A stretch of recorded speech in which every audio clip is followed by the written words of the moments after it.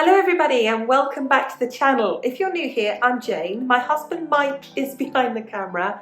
We're Brits, early retirees, debt and mortgage free and living a thrifty, frugal and money saving life here in France. And every Wednesday we open our home for a mid-week money chat. And this week we've got quite a tough subject because we're going to talk about surviving another recession.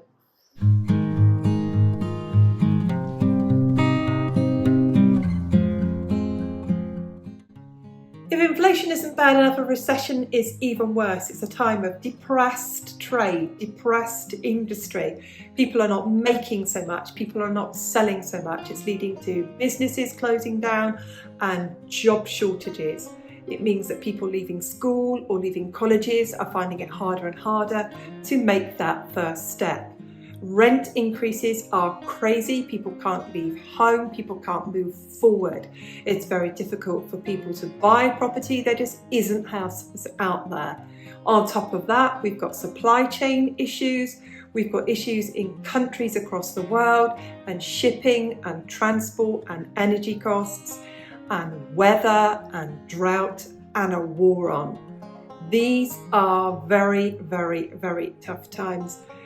And we're going to share with you today experiences of ours from the past. Let me talk a little bit more about that.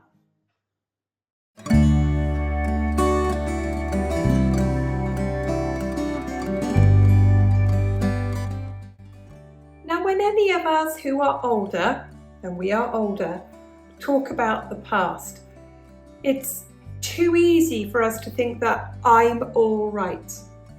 It's too easy for any of us to think, when I grew up, we had ice on the inside of the windows. I'm all right. It's not all right that people are going through that now. It's never all right. It's too easy for people to say, well, we didn't have food in the house, we didn't have heating, and I'm all right now. It is not all right that people don't have food in their house. It is not all right that people do not have heating in their house. It is not all right that pensioners living on social security alone, or in the UK a state pension, or here in France or any other country that minimum pension, are going to have to spend more than half of their income on heating costs. It is not all right. It is not all right that people cannot get on the housing ladder. They can't even afford to rent somewhere. They don't have the means to give a landlord rent up front and a 6-month rent deposit. It is not all right. The fact that we've survived it in the past doesn't make it any better or any easier now. So I'm not sharing my past and the experiences we had to say, I went through that and I'm all right. It is not what we're doing. What we want to share today is what we came out with, the lessons that we learned and how we moved forward. And that is why every Sunday, every Wednesday and every Friday, we make videos to put out there to encourage people, to support people and show some kind of care and some kind of compassion about how to get through these difficult times. Let me take you back to when we were young.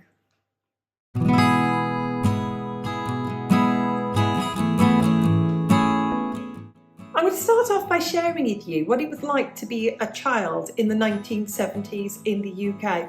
And don't forget, I'm telling you my story of my socio-economic group and about where I came from. It's definitely not the same for everybody, and some people were of course well off. Even now, people are well off and it's different for everybody. But this is my story. In the area that I grew up in, it was very normal that houses only had one room with any heating in. It was either a gas fire or it was a coal fire. It was very normal that people didn't have central heating. It was very normal that people did not have on-demand hot water. Your coal fire, for example, heated your hot water. So if your mum washed the dishes and the hot water was gone and you went to go and have a wash, there wouldn't be any hot water until it heated up again. It was very normal to have unheated bedrooms, and it was very normal to have very, very little. So you just didn't have endless supply of clothes. You had your school clothes, you had your plain clothes, and that was it. You didn't have nice clothes or things to choose from. You had a Christmas present, you had a birthday present, but you really didn't have very much. It was quite normal for families not to have a car. It was very normal for people to go wherever they wanted to go by bicycle or on foot. And we're not talking about the 1870s, we're talking about the 1970s. It was a period of real lack of jobs, of opportunities. In leaving school, nobody thought of a career, they just thought of getting a job.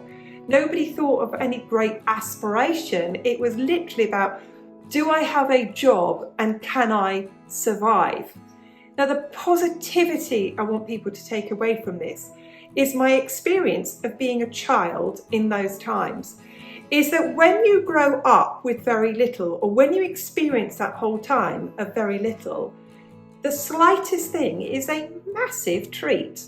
That one day you might get to go to the beach and that one ice cream is amazing. That fantastic memory you have of having that lovely new warm fluffy dressing gown for Christmas, or a pair of slippers for Christmas. No great big toy, no piece of technology, that memory that you've got of those warm slippers and those warm dressing gown. And remembering the coziness of being in one room with your family, watching, as we did in those days, those 2 television channels, and laughing at things collectively. And those times and those little memories, now going forward, are going to be the kind of things that children will have now. They will be able to remember those little things, those days where you did watch a movie together, where you wore warm and cosy together, even if that meant you were all wrapped up like Scott of the Antarctic. It does mean that there's those little things can make a big difference. Yes, we had hard times as children. And no, it's not all right that children are going through those times now. We did survive them. And I'm not saying that all those memories are wonderful and it was pleasant, because it wasn't. It wasn't at all. But we did survive it with a certain set of skills. We can eat anything that's put in front of us within limits, unless you have food allergies, of course, and we know people have that. That we can tolerate all sorts of things. You know, I can wait for stuff. I can wait for meal times. I don't have to feel I need a snack in the car. I don't feel I need to have a coffee on me at any minute of any given time. That I can't run errands without granola bars in the car. That I can wait for things. It's left me with the skills of being able to amuse myself. It's left me with the skills that I can get by with very little choice if I have to. But my parting thing on this, if you've got children right now, and not that it's all right, because it is not all right that you're going through this, but the kids will come through this. Creating those little happy memories whenever you can will help. But a message to parents is, please do not feel any guilt whatsoever about anything that you can't give them. If you can't get them birthday presents, if you can't get them Christmas presents, please do not feel guilty about these things. If you are keeping them warm as best you can and as fed and clean as best you can, you're going to get through it.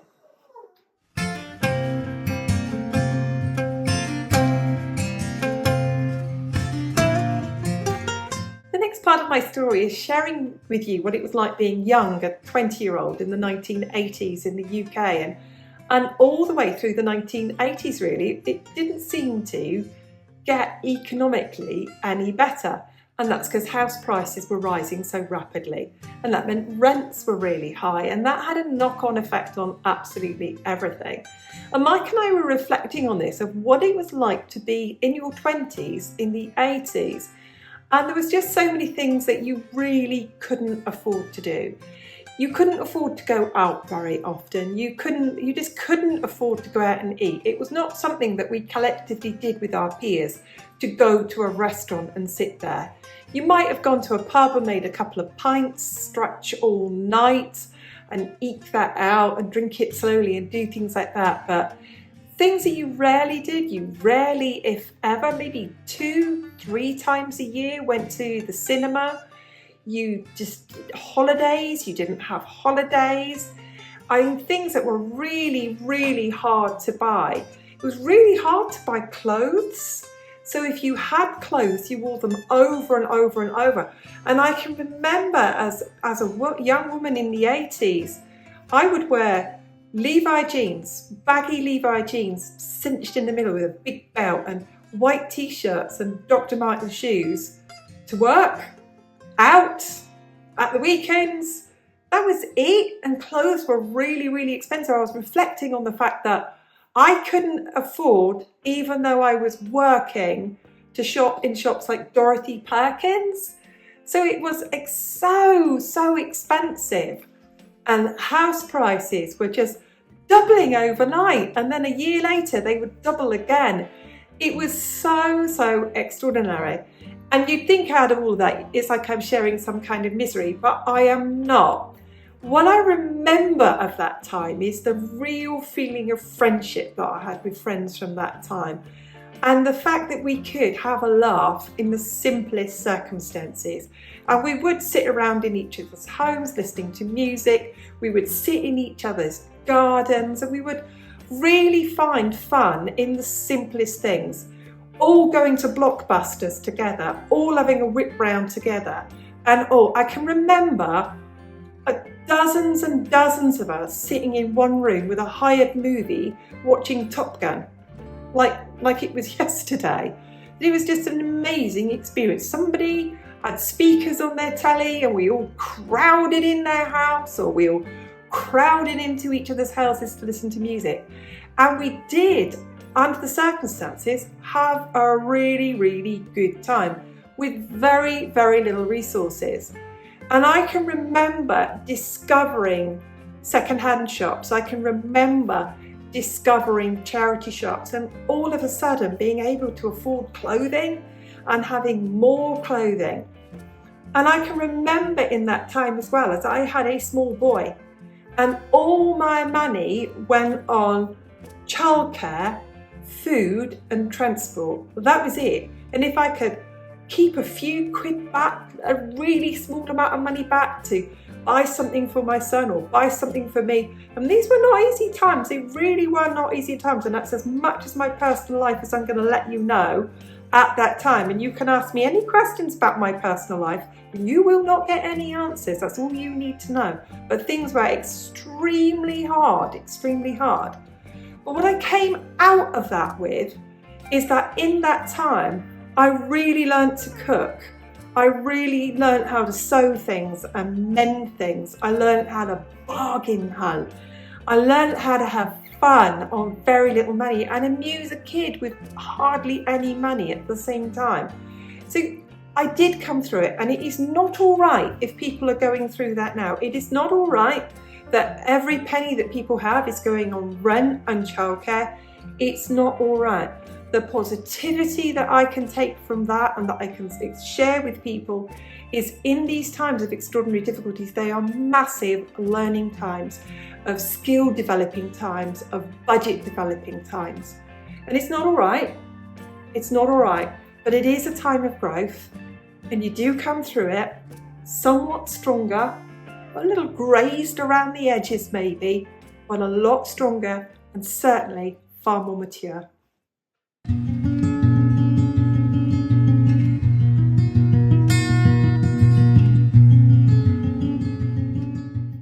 The next thing I want to share with you is that financial crash of 2008, and we were wrapped up in it, as so many people were.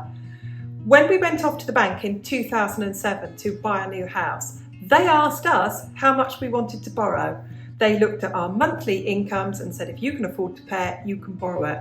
And guess what? We did that stupid thing that many people did at the time, is we borrowed as much as they said we could borrow. And we ended up with this massive mortgage. And by 2009, we had crippling house costs. We had more house than money. And it was extremely difficult. And we wanted to sell up and go. And on top of that, we had personal borrowing.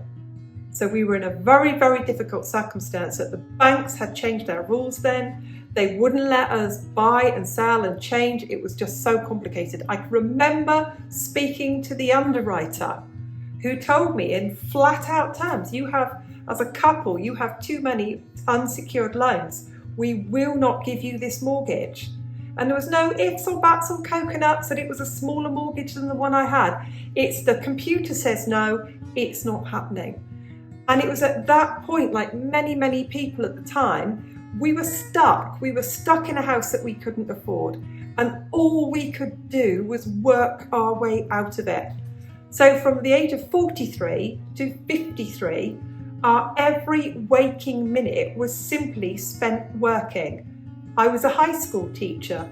After work, I used to privately tutor. I used to privately tutor in term times on a Saturday. Mike worked as a local government officer. He did extra work on a Saturday. Mike used to buy things from physical auctions and resell them on eBay. I was a blogger at the time. I did freelance writing for anybody who would pay me. In the school summer holidays, I used to clean caravans on a holiday park. It was just our every waking focus to work and pay down debt and financially rewrite our future. It's not okay now that people are going through that they have borrowings that they can't sustain. It's too easy for any of us to turn around and say, oh, these people need to give up Starbucks. These people need to give up eating out. These people need to give up fancy televisions and phones and holidays. It's too easy for us to say that, because if you are in that financial circumstance, it's not your business to tell someone else what they have to do to sort theirs out. They will, like we had to, sort this out in their own way. And so where am I going with this? I am really hoping that those people having those difficulties right now that we were having then, find some kind of maturity and way through this. Because it could be any of us, couldn't it? And it was us. So we do know what it's like to make financial mistakes. We do know what it's like to have more house and more car than money. We know what it's like to have to pull ourselves up by our bootstraps and start all over again and work and work and work to get our way through it. It's not okay that people are going through it all again. And I'm not saying it's going to be easy, but there are ways out of this. And that's where I'm going to go with my next point.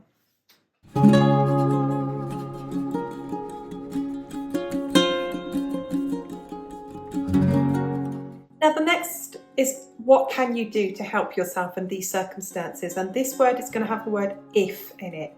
If you can, and not everybody can.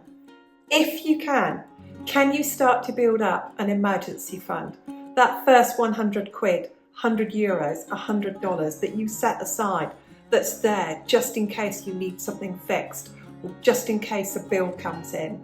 Can you sell stuff, clothes you don't want, that bicycle you're not riding, that keep fit equipment that you don't use? Is there anything that you've got that you can get rid of? That watch that you don't wear, that jewellery that you don't wear? Is there anything and everything that you could sell and get rid of that you can start to build up an emergency fund? If you can. If you can get it up to 1,000 or even 2,000, it's really going to help. If you can you develop some self-sufficiency skills? Can you improve your cooking skills, your batch cooking skills, your food storage skills? Can you forage for anything? Can you grow anything? Can you make things? Can you mend things? Can you fix things? Do you know how to check the oil and water in your own car? Can you do stuff like look after your own house, your own garden, all of those things? Next part about stopping debt and going without stuff all depends on, can you earn a little bit more money? Do you have a spare bedroom? Have the kids moved out? Do you have a spare bedroom? Can you clean it up and get it on Airbnb Monday through Thursday? So a contractor or worker working away from home can get somewhere to rent in that time. Can you rent out your garage or storage or your driveway? Can you get a job on a Saturday afternoon, a shift in a pub? Can you get a job anywhere for a few more hours a week?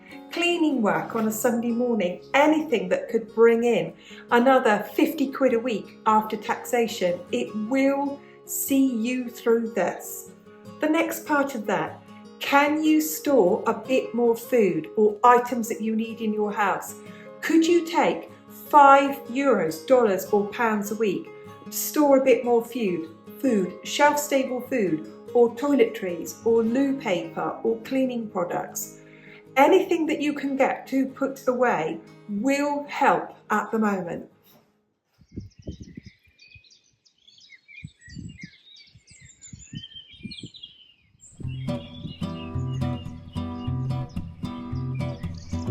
We hope that you found that useful or you found that interesting. Now, we love to read your comments, and I promise you we read every single one of them. And we'd love you to leave a really positive comment and a supportive comment for anybody going through these really rough times at the moment. Thanks for watching. We'll see you again soon.